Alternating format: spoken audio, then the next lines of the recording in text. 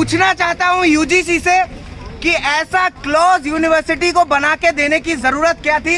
कि जहां पे बोला जाए कि कोई नॉट फाउंड सुटेबल है, कि जो SC ST OBC से जो दबे तबकों से लोग आ पाते हैं हायर एजुकेशन में, उनको और आगे बढ़ने का मौका ना दिया जाए। यूनिवर्सिटी ग्रांट कमीशन यानी यूजीसी ने देश में हायर एजुकेशन में भर्तियों को लेकर एक नया ड्राफ्ट गाइडलाइन जारी किया था।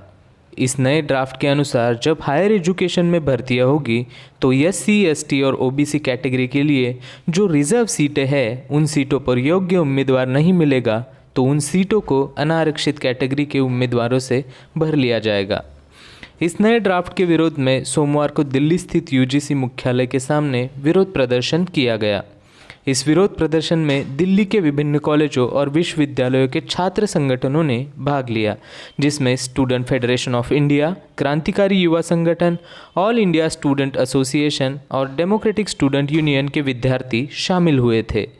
प्रदर्शन के दौरान छात्रों ने केंद्र सरकार और यूजीसी के खिलाफ अपना असंतोष व्यक्त करते हुए नारे लगाए। हमने इसी मुद्दे पर आंदोलन में शामिल विद्यार्थियों से बात की। इस देश के हजारों करोड़ जो शंबुक हैं उनको इस तरीके से मारा जा रहा है। साफ तौर पर कहा जा रहा है कि जो SC ST OBC कैटेगरी के कैंडिडेट्स हैं, जिनके लिए रिजर्व कैटेगरी की जो सीट्स होती हैं एडमिशन में हायर एजुकेशन इंस्टीट्यूट्स में जॉब्स के लिए, उनमें अगर जितनी वैकेंसीज उनके लिए निकलती हैं उन्हें अगर नॉट फाउंड सूटेबल बता दिया जाता है तो उस स्थिति में उन सीट्स को अनरिजर्व कैटेगरी से रिजर्व कैटेगरी से अनरिजर्व कैटेगरी में कन्वर्ट किया जा सकता है, डी रिजर्व किया जा सकता है, अनारक्षित किया जा सकता है। और साथ ही साथ इस तरीके से जो एक बहुत ही छोटा सा हिस्सा वंचित समुदाय का, पिछड़े समुदाय का, बहुजन समाज का हायर एजुकेशन इंस्टीट्यूट्स में पहुंच पाता था शिक्षा लेने के लिए या फिर नौकरियों में जगह लेने के लिए, वो हिस्सा भी अब इन इंस्टीट्यूट्स तक नहीं पहुंच पाएगा, इन सेंटर्स तक नहीं पहुंच पाएगा। हम एक ऐसे देश में रहते हैं जहां पर पहले से ही अगर आप जुलाई 2023 का यूजीसी का डाटा,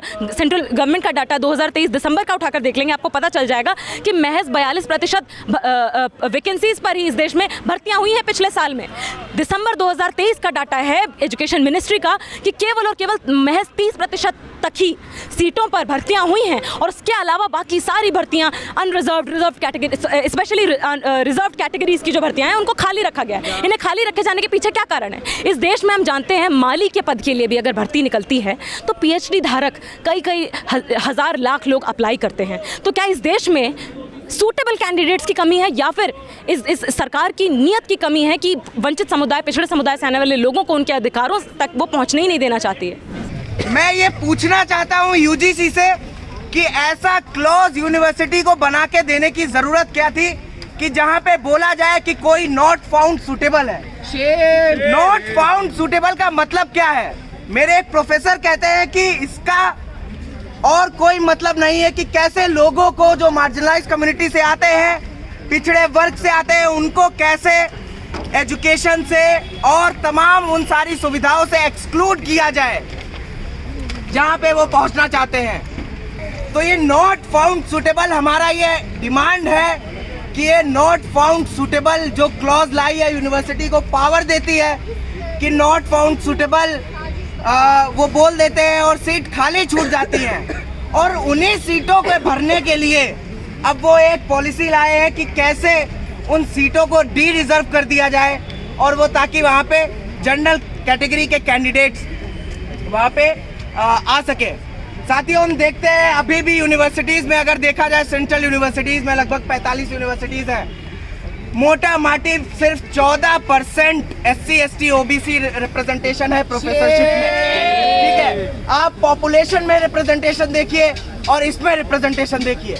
कहीं भी बराबरी नहीं देखने को मिलती है। उसके उलट जितनी भी वैकेंट सीट्स रहती हैं SC ST OBC रिजर्व के लिए,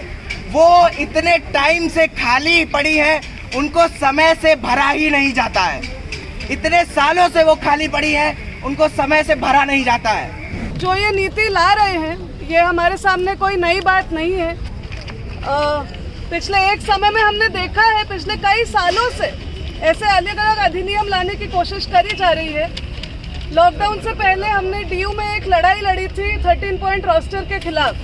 जिसमें भी यही कोशिश करी गई थी कि जो SC ST OBC से जो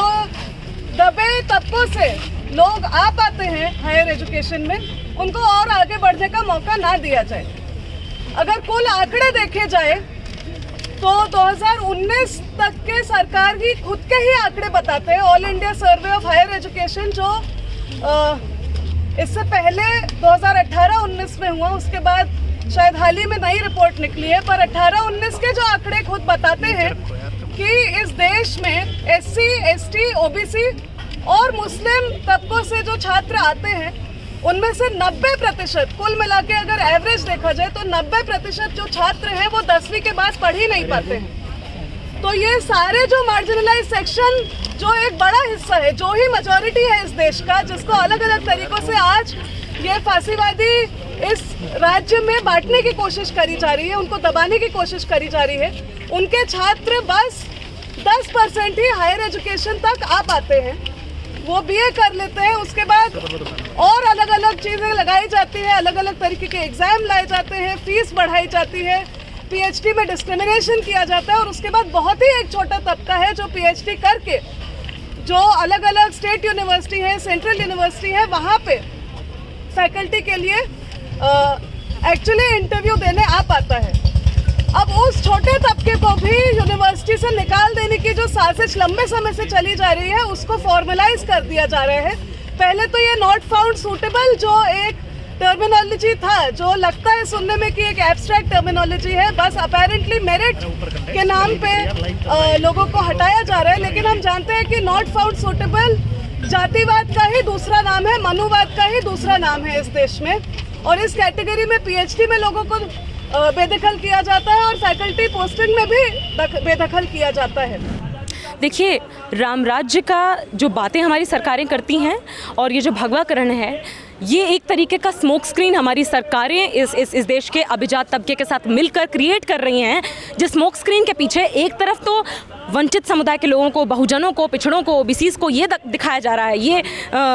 बताया जा रहा है कि आप राम राज्य में प्रवेश कर चुके हैं, और दूसरी तरफ उसी समाज के जो आज के समय के एकलव्य हैं, जो आज तक अपने घर के पहले पीढ़ी हैं, फर्स्ट जनरेशन लर्नर हैं, जो अभी तक हायर एजुकेशन नहीं पहुंचे, जिनके घर में कभी किसी ने 12वीं तक भी नहीं पहुंचे हैं, 12वीं के बाद हायर एजुकेशन तक भी नहीं पहुंचे हैं, उनको किस तरीके से बड़े सुगम तरीके से हायर एजुकेशन इंस्टीट्यूट से, जॉब से हटाने की कोशिश की जा रही है, वो इन सब पॉलिसीज़ में बहुत ज़्यादा एविडेंट है। और उसी का ये एग्जाम्पल है हमारे सामने UGC का, जो रिजर्वेशन के नाम पर ये जो मसौदा आया है।